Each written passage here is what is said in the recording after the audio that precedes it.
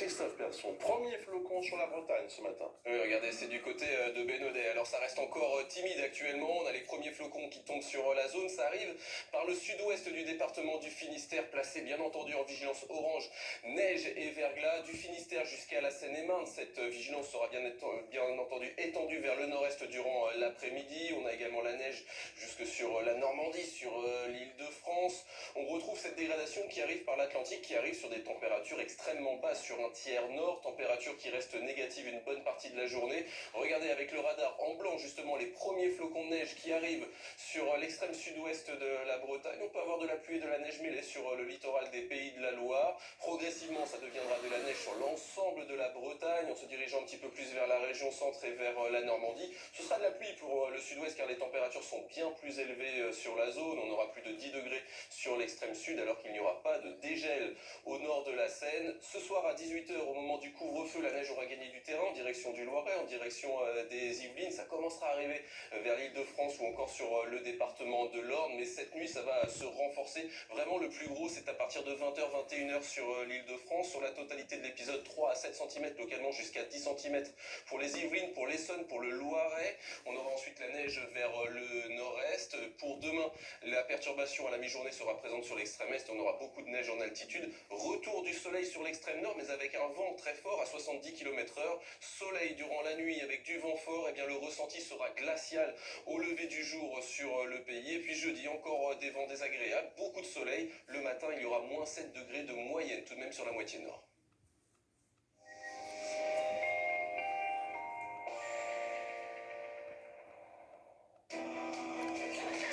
C'était la météo avec Monabank, la banque en ligne qui écoute votre avis au quotidien.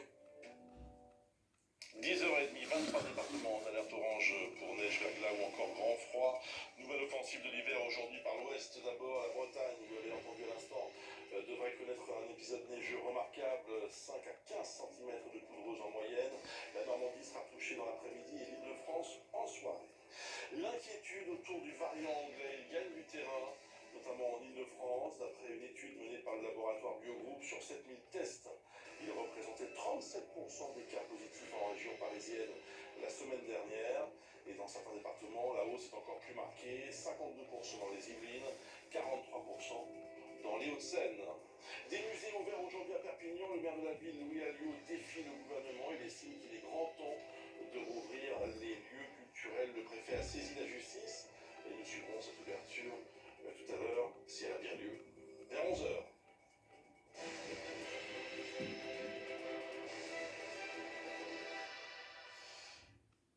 A priori, pas de neige aujourd'hui dans le nord et le Pas-de-Calais, mais les deux départements ont été placés en vigilance orange, grand froid, avec des températures ressenties glaciales. Justine Fontaine, vous êtes à Villeneuve-d'Ascq. Les nordistes vont devoir donc vaincre ce froid polaire pour circuler aujourd'hui.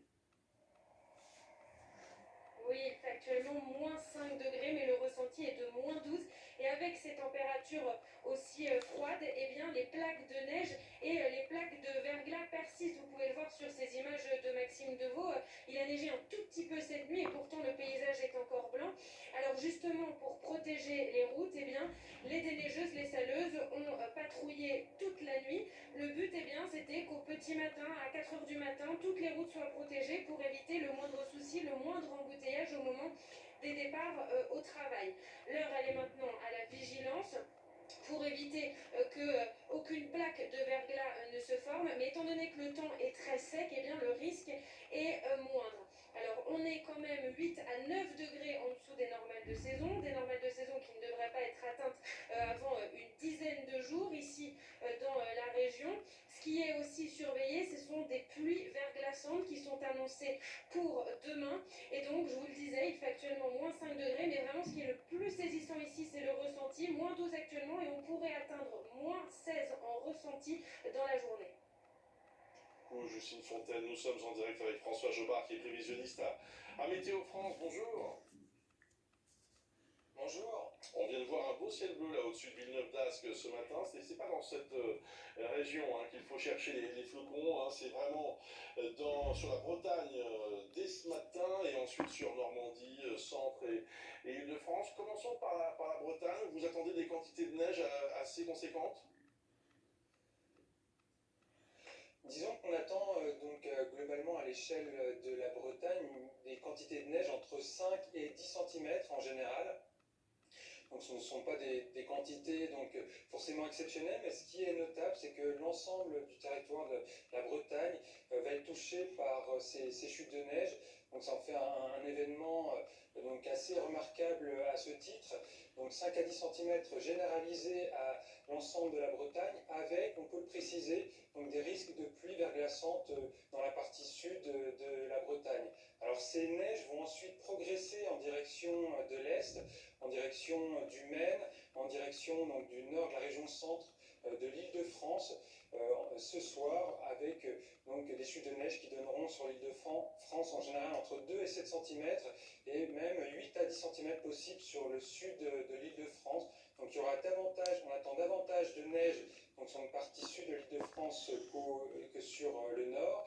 Et puis la nuit prochaine et demain matin, ces chutes de neige vont progresser ensuite en direction du nord de la Bourgogne, du nord-est, avec une couche de neige au sol, donc en général entre 3 et 7 cm, parfois jusqu'à 10 cm.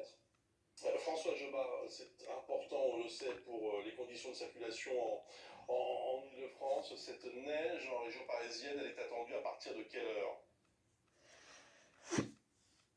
Donc les chutes de neige vont débuter à partir de 20h, 21h sur l'extrême ouest de la région, puis vont ensuite s'étendre en direction de l'est, probablement vers 22h sur Paris et plus tardivement en Seine-et-Marne. Donc a priori, ces chutes de neige débuteraient véritablement bien après l'heure du couvre-feu.